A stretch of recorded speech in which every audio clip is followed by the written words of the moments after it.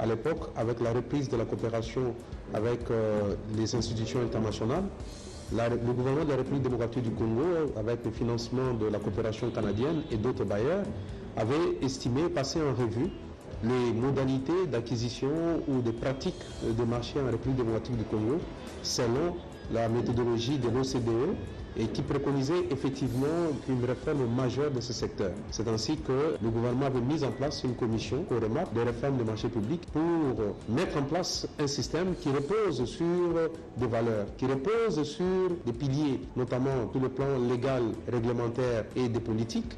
Deuxièmement, sur le plan des institutions à mettre en place. Troisièmement, sur le plan de pratiques ou sur le plan de procédures des passations des marchés.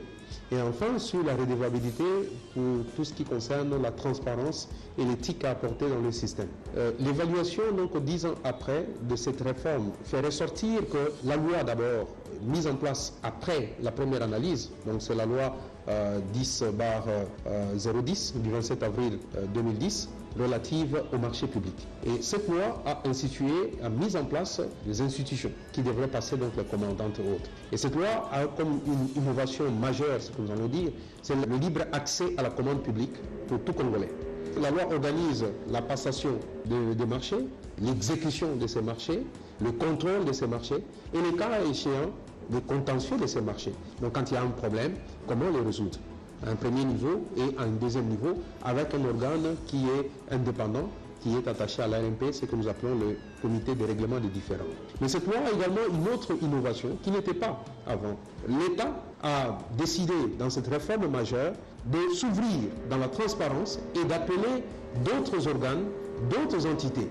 Ici, nous parlons par exemple de l'émergence du secteur privé, qui dorénavant n'est pas simplement bénéficiaire ou pratiquant de la commande, mais le secteur privé est représenté à l'ARMP. C'est une innovation de cette loi. Nous avons des représentants du secteur privé dans l'ARMP. Mais nous avons également les représentants de la société civile. C'est une autre innovation de cette loi qui fait en sorte que la société civile, dans son organisation, peut regarder ce que l'État fait, non plus comme spectateur, non plus en laissant le secteur public seul à la commande, mais en acceptant qu'il y ait également dans cette transparence-là, directement au sein du conseil d'administration de l'ARMP et au sein du comité de règlement des différends, cette représentation-là tripartite où le secteur public se côtoie avec le secteur privé et avec la société civile. Ça, ce sont ces innovations. Alors, si nous devons revenir maintenant dans les détails en ce qui concerne les institutions telles que définies dans cette loi, nous avons trois grandes institutions majeures.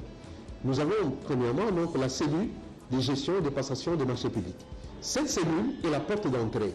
S'il y a une activité de marché public, et plus tard dans l'évolution de la loi sur le partenariat public et privé, ça se passe au sein de la cellule. Deuxièmement, nous avons la Direction générale de contrôle des marchés publics au niveau central, la DGCMP. Et c'est cet organe qui est, lorsque vous initiez votre projet au niveau des passations, vous passez à cet organe qui a pour mission d'un contrôle a priori, donc avant de commencer. Et cette structure est un service de l'État qui est placé au ministère du Budget.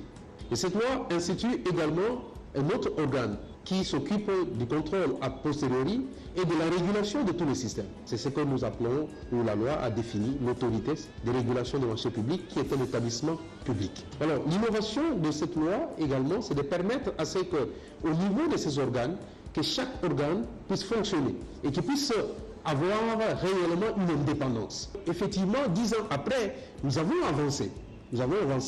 Notre cadre légal est réellement répond aux standards. Nous avons également des institutions mises en place. Mais ce rapport a fait également ressortir des faiblesses à travers 14 indicateurs qui font que ces faiblesses, s'ils ne sont pas résorbés ou ne sont pas atténués, notre système puisse régresser. L'accent sur le système, c'est que nous puissions avoir des institutions, non pas des institutions fortes, mais un système qui repose ou une corrélation entre les institutions qui fonctionnent pour qu'il n'y ait pas un chef d'orchestre, quand bien même que la régulation a pour notamment la mission de s'assurer que les systèmes fonctionnent correctement. C'est la mission que l'ARMP donc assume et nous pensons donc effectivement donc, le faire avec toute compétence telle que la République ou les lois de la République nous reconnaissent.